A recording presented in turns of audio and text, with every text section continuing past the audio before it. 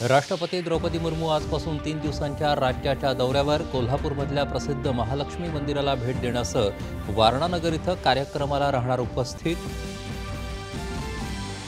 न्यायालयातल्या प्रलंबित खटल्यांची संख्या हे मोठं आव्हान असून यासाठी विशेष लोक अदालत सप्ताहासारखे उपक्रम वारंवार राबवावेत, राष्ट्रपती द्रौपदी मुर्मू।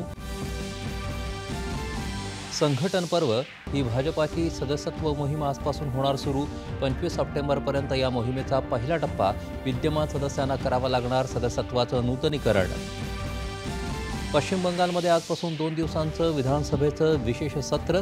राज्य सरकार लैंगिक अत्याचार विरोधी कायदा करणारं विधेयक करणार संमत, भाजपाचाही विधेयकाला पाठिंबा। ऑगस्ट महिन्यात वस्तू आणि सेवा कर संकलनात 1,75,000 कोटी रुपये तर भारतीय भांडवली बाजारात 25,000 कोटी रुपयांहून अधिक गुंतवणूक। शेअर बाजारात तेजी। मुंबई शेअर बाजारानं पहिल्यांदाच गाठला 82,700 अंकांचा विक्रमी टप्पा, निफ्टीही वधारला। पॅरिस पॅरालिम्पिक स्पर्धेत भारतीय खेळाडूंची चमकदार कामगिरी। उंच उडीमध्ये निशाद कुमारला रौप्य पदक तर धावपटू प्रीती पालची ऐतिहासिक कामगिरी करत कांस्य पदकाची कमाई।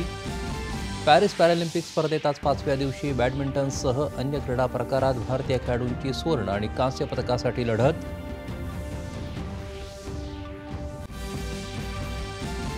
आंध्र प्रदेश तेलंगणामध्ये अतिवृष्टीचा कहर। पंतप्रधानांकडून पूरस्थितीचा आढावा, सर्वतोपरी मदतीचं दिलं आश्वासन। आणि विदर्भ आणि मराठवाड्याला पावसानं झोडपलं, खरीपाच्या पिकाला फटका।